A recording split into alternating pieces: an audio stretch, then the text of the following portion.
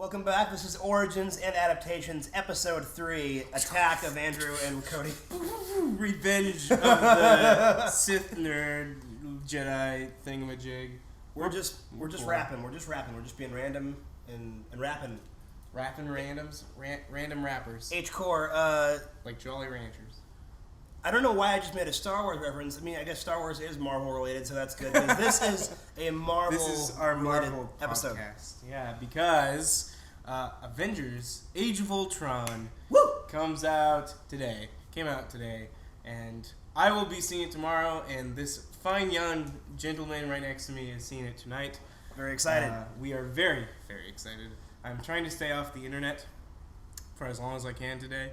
So that nothing is spoiled. I don't want to know anything. Actually, the beauty of me seeing Age of Ultron tonight is that I just said that really fast. The beauty of me seeing Age of Ultron tonight, from my perspective, is that I don't really know anything about Ultron. Yeah. And I know a lot about the Avengers and their other adventures, but I don't really know much about Ultron. I don't know anything that happens in this movie. I haven't let any spoilers leak into my Facebook page. Yeah. I don't know how I've kept it so quiet for myself, but I'm glad that I did. I'm going to be really excited and stoked. All I know is that, well, for one thing, the movie is a little more serious than the first one, they're saying. Yeah. And so it's a little darker tone. So for all you guys who enjoyed the pot shot jokes of the first one, I'm sure there'll be a little bit of that, but you'll be disappointed if you're looking for more of that, because it's going to be less of that this time. Yeah, and especially since it's gotten to this point where there's so many Marvel movies that they can do that with other movies. They can use those jokes and bring it into that, because if every single movie is just comedy, it's all like, that's cool and all, but we're not getting any like congruent storyline here. I mean, that's with Guardians. I was just going to say, the big one is it's funny and it's great all the way throughout. You have great characters, you have a great cast, but the story, if you think about it, is so simple. Oh yeah, it's very simple, and it doesn't really. All I did was push the Thanos stuff. Yeah, I was actually going to say, we were watching Guardians the other night, and once you see it on the little screen, not on the big screen, and you're overwhelmed with all the amazingness that is the visual effects, the visual spectacularity, as it were, you realize the plot's quite stripped down. Yeah. It's really basic, straightforward stuff, but it's a really funny movie. But I think that Avengers kind of started that, because it was one of the first, like, okay, we have this team of superheroes, and we're going to be... had their, except for maybe Incredible Hulk, they've all had their comedic sides. Yeah, but I thought Avengers was so much more thoroughly enjoyable as far as the humor goes. Like, Thor, in my opinion, had some moments where they tried to make Jane Foster and her sidekick funny. Gosh. And I mean, I could talk trash about Kat Dennings and Natalie Portman in that movie, but I'm not going to. No. I just thought they tried to make things funny that weren't really that funny to me. And those same situations in Avengers with different actors and different, I should say, better dialogue, turns out better. But they don't need to keep repeating that with the Avengers. No. Guardians, I think, should be the franchise that carries that on. Guardians, I think Ant-Man's going to carry that on. Scott Lang in the comics is a very comedic character, so I feel they're going to... It's Paul Rudd. I mean, the guy is comedy gold. Gosh, the end of that trailer is so funny. With the train smashing. That's so funny.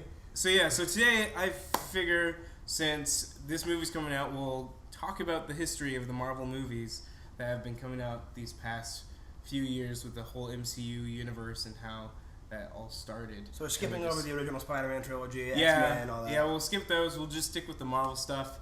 We won't go too far out because the other ones aren't in the universe, so they don't have anything to do with what we're talking about.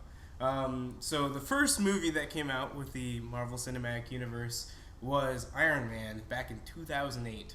Yeah. Such a long 7 years ago. No one was alive then. No one was alive back then. Yeah, it was a long time ago, and I can't believe that was the same year that The Dark Knight came out. Yeah. And the same... Was it the same season? Was it the same time of year? So Marvel movies come out in April-May area. Batman came out a little bit later. It was the summer. Late summer. That. Yeah. I can't believe it was so long ago because, see, to me, the second installment in the Dark Knight trilogy still feels fairly new. I think it's just the way it's... Yeah, but what's interesting is the first Iron Man feels like so long ago. Yeah. Because there have been... so many. A storm of Marvel movies... Yeah. Blasting through the theaters the past, I don't know, 6 years? Yeah, 7 years? Yeah, around there. There's been so many, years, yeah. And they've all taken the characters to new heights and... Mm-hmm. So Iron Man came out, which was awesome, and I remember seeing that movie and thinking, this is the first time I've gone to a superhero film in theaters and actually superly enjoyed myself on the Marvel side. Mm-hmm. I love the Batman series, so that wasn't the case for all superheroes. Just on the Marvel side, because when I was a kid, I never saw Spider-Man in the theaters. I always saw it on DVD when we got it. Mm-hmm. So the first Spider-Man I saw in theaters was Spider-Man 3. Oh. So it's like, oh, and then the first X-Men movie I saw in theaters was X-Men 3. Me too. It's just like, and I never saw the Fantastic Four movies in theaters. And it just kind of was this...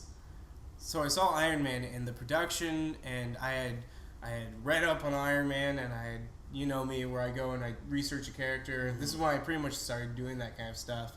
And when I saw the movie, I said, wow, they did so much right. Mm-hmm. Like, it was just so well done. Robert Downey Jr. Portrays Tony Stark so well. All the characters are just awesome. And it's just the first time I've been able to say that about a Marvel movie. Yeah. And so it was just really fun. And then they announced Incredible Hulk soon after that. Incredible Hulk is coming out, so I got excited for that as well. And then at the end of Incredible Hulk, and this is what pretty much started all of this, you have Tony Stark coming to the General, at the very end and saying, "I need your Hulk." Yeah. And so it was kind of this, oh, and then you have Nick Fury at the end of the first Iron Man. And going, I'm here to talk to you about the Avenger Initiative. Yeah. And then you have Iron Man 2 all throughout. You have Nick Fury is in it. Yeah. Coulson's in it, and so you have Black Widow's. Yep. She comes. That's when she first appears, because she's his secretary for a while, and then she goes and kicks butt all the way through the rest of the movie. Yeah. And then you have at one point the prototype to Captain America's shield. Yeah, there's a little teaser in the first Iron Man where you can see the shield sticking out from under a cover. Yeah. It's like a brief second. Yeah. But and then the second one has him. He was using that to prop up the thing so he could get his little heart going. Right. Yeah, I remember that. And then soon after that, Coulson left and said, "I have business to do in New Mexico," and that was Thor. And that was Thor, because he went to go find the hammer, because Mjolnir was there, and so that was the end. He says, "We found it," which was like, what? Thor was... Okay, I want to interrupt and say Thor was a big thing for me, despite that movie's hiccups. It was a big thing for me because that was really bringing in the high fantasy element. Oh yeah, into the Marvel universe, because Iron Man was very much, it's high tech gadgets and sci-fi, but we've seen that in a million movies that aren't even superhero related. Yeah. Seeing Thor in that world was a big thing for me, because I was reading a lot of Michael J. Straczynski Thor at that time, which is awesome. It was so good, and I hadn't seen the movies yet, but I was reading those books at the time, and I was like, I really want to see this flick. And Chris Hemsworth. I can't confuse this two. Chris Hemsworth portrays that character so perfectly. Yeah. I'd be disappointed if they had anyone else. Yeah, definitely, especially at this point. I mean, there's no reason to change it. And then you have... The thing I liked about Thor is the first half of that movie was so enjoyable. Mm-hmm. And it's because it was all set in Asgard, and it was all this, like, go, go, go. You have the Warriors 3. You have Jotunheim, you have Loki, you have Sif, you have all these awesome characters. I know we don't want to rag, but... And then he goes to Earth and it becomes so boring. Yeah. Because you have these boring characters. Yeah. And it's like, go back to the awesome adventure characters. And I'm not even talking about because Jane Foster and Kat Dennings, like, I know a lot of people are like, oh, it's because you just don't like the women of the cast. That's not true, because Lady Sif is awesome. Yeah. And I wish Lady Sif was in more stuff, because I like her so much. That actress's name? Jamie Alexander? Yeah. Yeah. She's really talented, really attractive, perfect for that role. Perfect. And it's not like you've taken this character and you've done the whole Black Widow thing where you've made her this super, like, buxom woman and made her, like, the sex appeal of the thing. Lady Sif didn't have too much sex appeal. It's like she was always in armor. Yeah. And so, like, that's what made her awesome. Mm-hmm. And so I just wish there was more focus on those characters, especially with what's happening soon with Thor Ragnarok, which is more based on the characters of Asgard, less on the characters of Earth. And so it's like, they should have been building those characters up more. It was the first Thor. They should have focused on the grandiose, fantastic, element of it all. Yeah. Just these characters are larger than life. Oh yeah. They are completely blown out of proportion, and you're focusing on the little guys. Yeah. The humans who can't do anything, the helpless humans. It was a little bit of a disappointment for me. Yeah. Because they're trying to show a Thor's human side, but I thought they almost tried to do that a little too much. Frank Miller had a great quote talking about Superman and Batman and how comic books do something that movies can't do, and he said,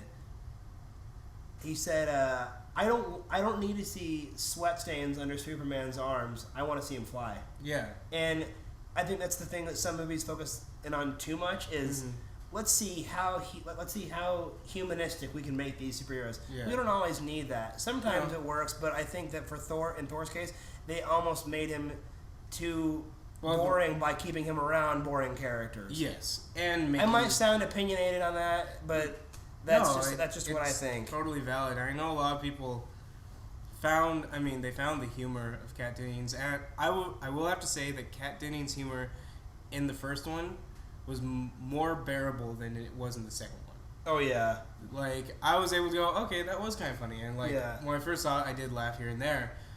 But her character in the second one is just like, I just didn't care about them anymore. It is the second one that I'm thinking of more as far as her being irritating. She was more enjoyable in the first one. Yeah. But the characters still were just, compared to the vastness and colorfulness and full of character in Asgard, they were so bland. Yeah, they should have focused, in my opinion, maybe had the time on Earth more toward the end. Have them go through the same trial. Yeah. But you don't need to have that be all the movie. Yeah. So that's just my gripe with Thor. Yeah. And then of course, after that we had Captain America, the first Avenger, which was awesome. I liked it, and I know a lot of people didn't. It was so good. I thought it was great. The thing I loved about it is it was a very comic book movie. Yeah. That you had the parts where he's like that little montage scene where he's throwing the grenades into the giant monstrosities of tanks and like they explode. Like those are like comic book panels. Yeah, exactly. And it's like, I love this movie because it didn't hold back on it. Didn't try to do like a realistic take on why he is Captain America. You know something? Like, this dude has super serums. I think comic book movies need more montages because they are like panels. That's exactly what they do. Yeah. And that scene where you see him throwing a shield and it bouncing everywhere and then still coming back to him, it made you feel like you were actually reading a comic book. So I love that one. I think the second one even upped the game from there. Oh yeah, and that's the thing about the Phase 2 movies, which was pretty interesting because after Captain America at the very end, you didn't have a scene. They didn't have a scene at the very end. It was the trailer for Avengers. That's what it was. That's right. And so this was the first trailer we had ever seen for Avengers, and it was awesome. Like, I remember seeing it, I was just like, yeah. And especially since at the end of the trailer, it had Hulk, Thor, Black Widow, Hawkeye, Iron Man, and Captain America all in a circle, and I've talked about this many times, and it was all of my superheroes, all my superheroes on the screen in action poses, and it was actually happening. This wasn't just me like thinking it in my mind, going, that would be so cool if all of them got together and they were like taking someone on. Yeah. It's like this is happening. This is awesome, and so that was the end of Captain America. And the Avengers came out and it blew everyone's expectations out of the water. It was just amazing. Hit records, broke records, la-di-da. It was awesome. And if you haven't seen it, go see it now because it's awesome. I'm saying that a 4th time. Awesome. And then Iron Man 3 came out, which, in my opinion, is the second weakest. I wouldn't say it's the first.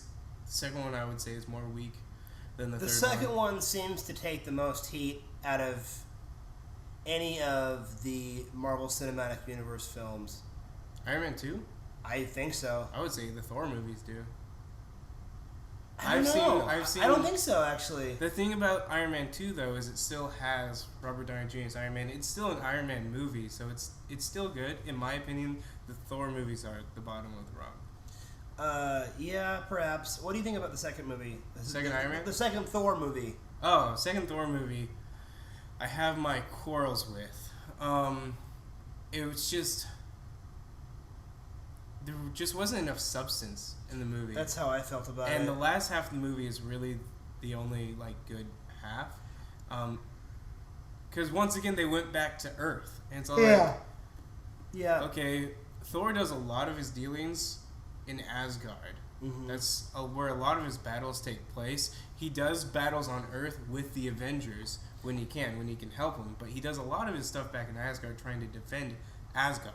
Mm-hmm. And so that was... My thing is why are we going back here? And Lady Sif is right there, but then he chooses Jane Foster, and it just bugs me because I think she's so much better of a character and a person than Jane Foster. Jane Foster in the comic books is one thing. In the movies, yeah, it's different. They didn't because really in the comics you had Foster. Donald Blake. Yeah, who was a doctor. Yeah, and they kind of had that in common. They kind of. So in the comics, were able to riff off of one another, whereas Thor doesn't really have a reason to feel any connection. With Jane Foster. No. I mean, the weak argument that I get from a lot of people is, well, you can't stop love, and love is or you don't choose who you fall in love with. Yeah, maybe not in real life. In the movies, you kind of need a little bit of substance. You also get to choose. It's kind of like in real life when one of your friends is infatuated with someone and they have no business being with them. Yeah. You get mad at them. Yeah. It's the same way when you watch a movie. Yeah. You get mad. Yeah. And with this, in the comics, the reason it's so much different is because how Thor interacts with Midgard, which is Earth, in the comics is so much different. So Donald Blake is actually Thor while Thor's not there. So Donald Blake is a guy who found a staff, and when he hits the staff, he turns into Thor. Mm-hmm. And so him and Thor are actually two different They're people. two separate guys. Donald Blake actually goes somewhere. There's a name for the realm he is in when he's not Thor. Yeah, I forget the... It's like a peace realm. Basically, he doesn't feel any negativity when he's there. I believe it's basically... And he can still talk to Thor. Like, he still sees everything that Thor does. And he's can just still somewhere talk else, to him. and He's just not there. He's kind of in isolation, but it's a peaceful isolation. Yeah, it's interesting. And so Donald Blake in the comics has a relationship with Jane Foster. And so that isn't Thor. In the comics, Thor has a relationship with multiple women, but in the end it comes down to that he loves Sif. Mm-hmm. Like, with the run that you have, it's the Straczynski run. Yeah, the Straczynski run. It's him wanting to try to, he spends a ton of time trying to find Sif. Mm-hmm. Like, a lot of time. And it's because he loves Sif so much. And that's what it's like. I love that aspect because they're both warriors. She doesn't need him to save her. Mm-hmm. And it's like, at this moment, yes, he was trying to bring everyone back, so yes, she did. Right. But it wasn't this whole moment of she's going to get captured and stuff like that. So I like that aspect, whereas Jane Foster can't do anything because she's just human compared to gods. Yeah. Yeah. I thought one of the exciting things they added in there was, I always forget the old guy's name. Odin? No. No. The doctor, the professor. The doctor. I don't know. I forget. I always forget his name, but I thought something German. I feel like. Was he German or was he Irish? I want to say it was like some German Okay, now I feel so uneducated because I know. I really should know that. But these are they're secondary characters. Anyways, but what I'm saying is the fact that he had a background with those stories from Asgard, with Norse mythology, that was a kind of a nice little thing to add in there. But at the end of the day, it didn't really do a lot. They're like, oh, look, it's Mjolnir. It's like, yeah. It's Thor's hammer. I'm pretty sure any educated person knows about Norse mythology. Or at least that was my thing. It's like, how don't you know who Thor is? These are also people who are working for university. Yeah, they're scientists. They're intelligent scientists. Yeah, there was a lot of plot stuff that happened in that movie. So I feel like I'm ranting and raving too much about Thor.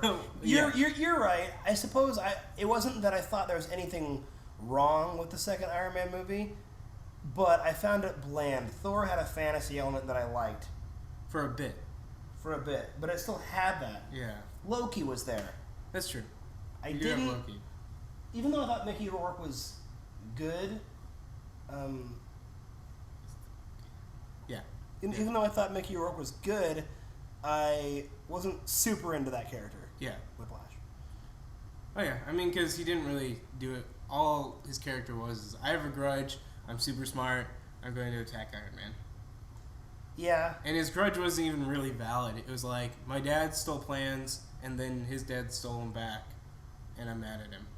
Yeah. It was a weird, miscommunication thing that ended up with in my opinion, the worst superhero boss battle ever. Is that fair? It is fair. What about the first Spider-Man movie? I'm kidding. In the Marvel, and ever. I was joking just to make you mad because the first Spider-Man movie actually has some pretty great fight scenes in it. Yeah. I was totally being facetious. Yeah.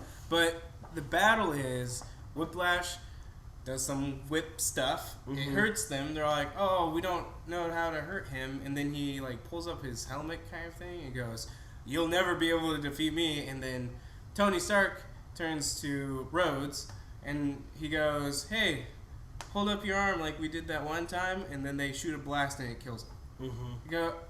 It was about 3 or 4 minutes. It's all coming back to me. I remember that scene now. That was pretty goofy. The whole movie actually had elements to it that were good. You had him dealing with alcoholism and stuff like that. I liked that part, yeah. And then you have him realizing that he needs to step up, that he actually is a hero even though he doesn't want to be. Yeah. And so you had all those elements to it. It just came down to the last moments of the movie were just so disappointing. Yeah. That's what everyone sticks in their head. Yeah. And so with Thor, it was the whole Earth stuff. Just overall movie-wise, I think it's because people like Robert Downey Jr. more than they liked Chris Hemsworth. Yeah. Even though Chris Hemsworth is an amazing Thor and a lovely man.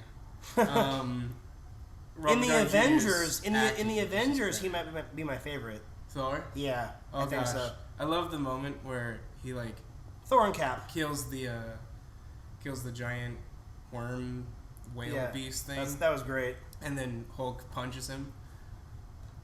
I laugh whenever so he drives his hammer through that huge worm. Yeah. Comes out the end and then once the fight they're resolves, all setting. And then Hulk just boom right in the side. That's so funny. It was great. Yeah. So that was Iron Man 3 came out after Avengers, and that one was okay. It was more of a darker tone to it. A lot of people died, and a lot of people got hurt. And then at the end, Iron Man said, he told Pepper that he's done being Iron Man. He said he's done with the distractions because they had this thing going on. That was her Christmas present.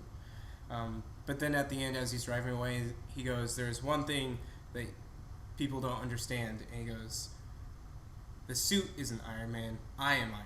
Mm-hmm. And so then leaves, and that's the end of the movie. And so it was okay, he's still going to be Iron Man, because a lot of people were speculating, is this going to be the last we're going to see of Robert Downey Jr.? There's people saying that this was his last movie. For some reason, I don't know why. I wouldn't think that. No, I never got that idea. And so after that, Thor 2 came out, and then when Thor 2 came out, shortly before a month, came the Agents of S.H.I.E.L.D. show, which I don't think you've watched. I haven't watched it. And I've been keeping up, and the first half of the first season is really slow and kind of boring, which is why a lot of people fell out of it. Okay. However, when Captain America: Winter Soldier came out, which is an amazing movie, it's the best solo movie out of, in my opinion, of all the Avengers characters. It's up there with mine. Yeah. Oh yeah, Solo. So yeah, it's mine as well. And so in Captain America: Winter Soldier, for those, this is so spoilers. I mean, we should have probably said that at the beginning. We've been spoiling all these movies. S.H.I.E.L.D. is gone because of Captain America, and so you have an Agents of S.H.I.E.L.D. show, and so people were going, how are you going to do this? Because S.H.I.E.L.D., no S.H.I.E.L.D. And so what happened is it changed everything in the show.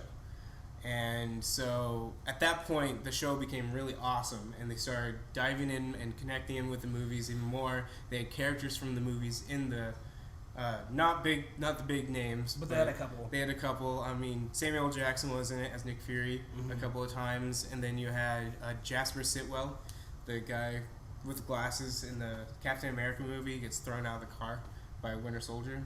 Oh yeah, he was in the show a couple of times. Okay. And then I haven't seen that show, but I hear good things. From there, you have Guardians, which came out, which has nothing really to do with the Avengers storyline right now. It has nothing to do with Earth, which I think was awesome because they made it. That's what made it so good. Yeah, they made it their own movie. Yeah. I mean, yes, they had the Collector, which you saw in Thor 2, and then they I had forgot Thanos, about that. Yeah, which they had at the end of Avengers. So that they had that connection, but really it was their own thing to do with. And I had a friend who was talking about the Marvel movies, and he was wishing that some of them would kind of go off and do their own thing and not be so connected. And it was really interesting. We had a discussion go off on their own, it. though. I mean, that's what the solo movies are for. Yeah, but they still are connected. Like, they still talk about other characters. Where in Guardians, all he had was just Guardians characters. I know. But the Guardians are a team unto themselves. Yes. Whereas Avengers are also a team unto themselves. Yes. And then you have the Defenders, which is Daredevil. So it's going to be Daredevil, Jessica Jones, Iron Fist, and Luke Cage. And so Daredevil came out about a month ago. Great and show. It was amazing. And I binge watched almost all of it in a weekend. I watched it in a week. Yeah. And anytime anyone's watching an episode, you'll sit down and watch? I'll sit down and watch it. I sit down and watch it. Because it's really good. Our roommate's been watching it, and I will sit through entire episodes. Yeah. Ben's going through it now. So. Is he? Yeah. What's he thinking of it? I think he likes it. Lance likes it, right? Yeah. Lance definitely likes it. So we have some friends who all like this Daredevil show, and I think if you haven't seen it, heads up, it is quite dark. It's very violent. It's gruesome, but it's worth it. Yeah. It's interesting, though, because I know DC and Marvel fanboys kind of give each other a hard time, like, oh, DC Universe is always so dark, and it's no fun, whereas the Marvel Cinematic Universe is so fun, but then Marvel fans still like Daredevil, which is very dark. Well, I don't think it's so much of... I've heard some people say that. Here's my thing about the DC Universe that they're trying to do with the movies. They're trying to make the movies dark. Make Batman dark all you want. That's really cool, because he's dark. I don't care. That's what makes him Batman. If it was lighthearted, it would not be Batman. He wouldn't be Batman. Superman is very lighthearted, though. Except when you get deep down into his hardcore stuff, it becomes a little darker. But he's always been, he saves the day at the end. Yeah. And everyone loves him. Mm-hmm. Like, that's Superman. And so, with what they're trying to do, I mean, I haven't seen it. So we're going to talk about the DC movies next week, because we're going to be talking about Batman versus Superman. It hasn't come out yet, so no one can say anything really about how dark the movie actually is. But it just goes back to like Man of Steel, where they took the color out, like they saturized the color. Yeah. And so like I want this vibrant, colorful movie, which they desaturated it. Desaturated. Yeah. Yeah. And so I want that vibrantness out of Superman, and the Marvel movies didn't hold back. Like, there's so much color in the Marvel Yeah. movies. Even in Captain America, where it's bluish tint because it's war, they still had the color of his suit pop out. Yeah. So I think that's where people are talking about more. Yeah, I think. I just want to see Batman be more. I want the Batman vibe in the next few Zack Snyder flicks. Maybe they aren't all going to be Zack Snyder. Yeah. I just want the fantasy element to be in place, and based on what I've seen from the trailer, it looks like a more fantasy-oriented movie than the Nolan Batman movies. Yeah. It definitely has that element too. So hopefully, I know that's kind of my theme. I tend to like things that are big and epic and fun. But Batman needs to have something more to it than just blatant realism. Yeah. When you have a character like Superman in a film with him, Yes. that's got to be there. Yeah.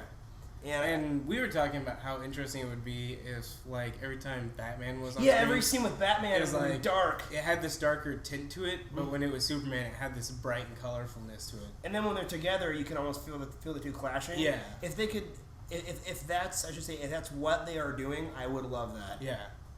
I mean, that would be really cool. Because there's a video on YouTube, which we're going to talk about next week, because this is DC Superman Batman stuff. But I mean, talking about Marvel now. The reason I still say this conversation is still relevant because we're talking about superhero teams. The Avengers being the primary superhero team in Marvel Universe. Oh yeah. I don't care if you like Fantastic Four or Guardians more. They're not the primary team. Because Avengers is everyone. It's gotten to this point where everyone has been on the Avenger team. It's like Justice League. Yeah. So. And that's what Batman and Superman is about to become. It's Dawn of Justice. Dawn of Justice. I'm really excited to see where they take it because I think it could be really good. Yeah. I'm excited. Joss Whedon's excited. That's good. So yeah, that's pretty much led us up to this movie now, which is Avengers: Age of Ultron, and the S.H.I.E.L.D. show actually kind of introduces it, which is really cool. I thought it was really cool because it's kind of a little gift for the S.H.I.E.L.D. watchers. I'm not going to say anything about how they introduce it just because of the people who haven't seen the episode or they want to watch it. It's really good. I really recommend watching it. Suffer through the first half of the first season because it definitely gets better throughout the rest of the series. And then, so yeah, Avengers: Age of Ultron. And I'm excited. When you said that you don't know much of Ultron, I think that's for the best. Yeah. Because I hear they do take some liberties with the Ultron character. Okay. From the comics, and not liberties as in who he is and all that, but like who created him and stuff. Because in the comics, it's Hank Pym. Okay. Who creates him? So I have a friend who is very skeptical about it, who really likes the comics and really likes Hank Pym, and so he said the movie was still really good, even though he knew going in that stuff like that would be different. So I think not knowing anything about it, you're just gonna love the movie. Well, kind of what I liked about the first Avengers flick was that it seemed to be a culmination of elements from 616 and the Ultimates. Oh yeah, I mean, I like that. All of the movies have kind of been like that. Mm-hmm. So getting back to that, getting back on track with 616 and the Ultimates and Avengers, Marvel, yada yada yada. Our trade of the week to discuss is Siege. Marvel's Siege, which was a cross event from all the different. It was the first Marvel crossover that I ever read. Yeah. And I can't believe that I read that 5 years ago. That's a long time. It's been a while. Yeah. I haven't read Marvel in a while. I still enjoy the movies, but when I was reading most of my Marvel stuff, that was 5 years ago. Actually, when I was reading most of my current DC stuff too, because I guess I am more of a DC guy by default because of liking Batman so much. Yeah. But when I was reading most of my comics, that was probably about 5 years ago. At least with current stuff. Yeah. That I was reading those things when they came out. Yeah. Blackest Night, Siege, all that when it came out. Siege has some of the most spectacular action events and fight sequences I've ever seen. It's ridiculous. Yeah. There's some just full-on pages where it's just like, what? Like you almost can't imagine. You almost can't believe it's happening. Yeah. and it's very colorful. You read it more recently, so why don't you? I'm curious what you thought of it. It's funny that I read Siege after Secret Invasion. So Siege actually happens in a particular order, all the crossover events. So it all goes all the way back to Civil War. You read it after?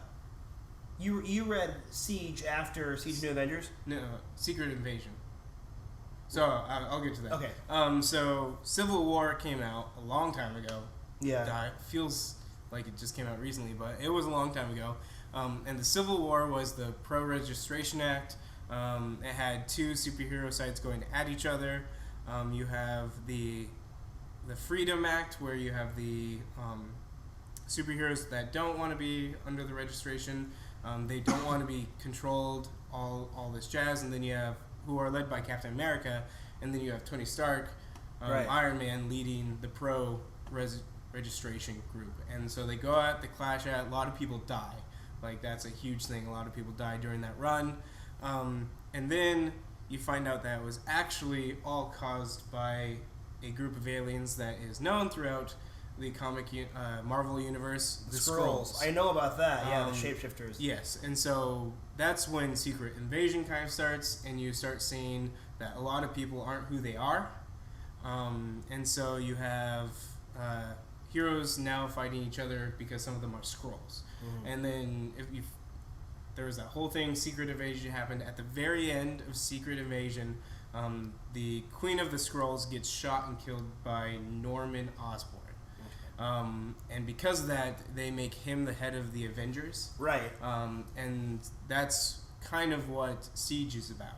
Yeah. Because then you have the Dark Avengers run, which is Norman Osborn leading the Avengers, his own Avenger team, which isn't the actual Avengers like that we know. Yeah. I mean, so it just creates this whole thing, and then that kind of starts the.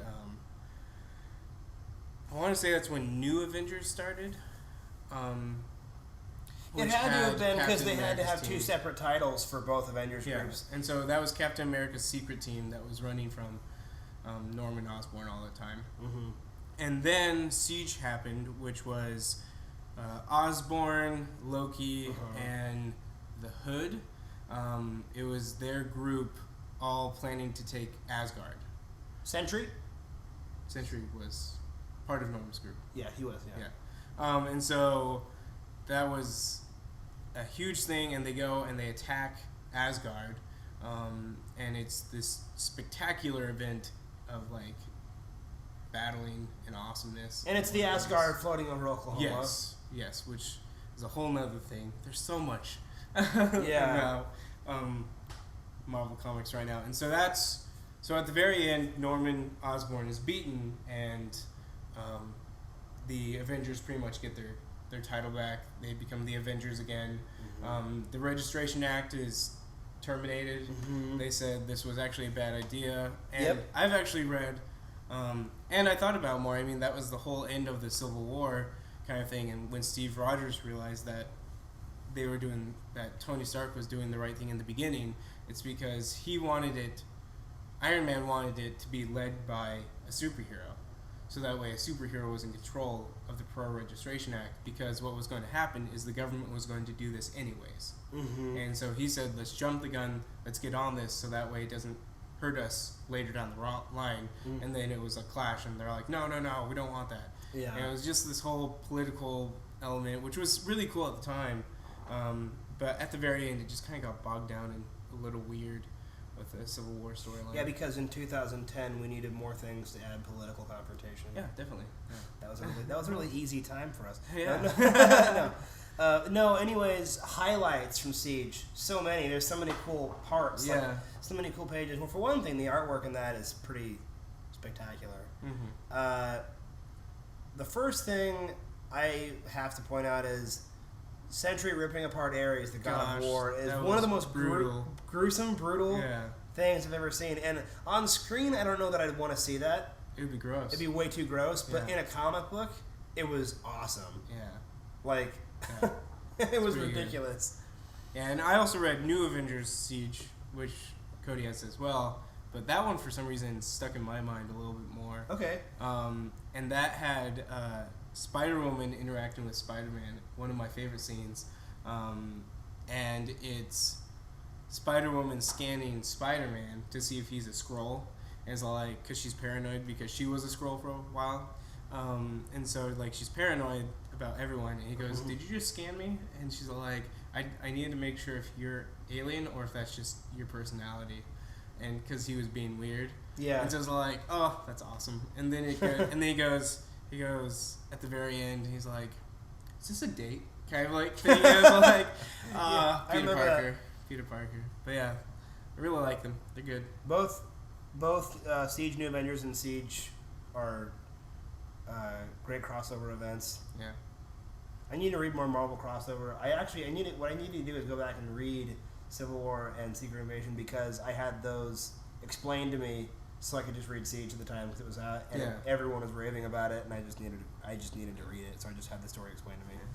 Well, this is the end of episode 3. The end of episode 3. Origins and adaptations. So next week we're going to be talking about Batman vs. Superman and DC stuff. Dawn of Justice. The Dark Knight versus the Son of Jor-El. That's good. Last Son of Krypton. All right. Except not. He's Andrew. I am Cody. Yeah. This is Origins and Adaptations. Thank you very much for listening, and so long.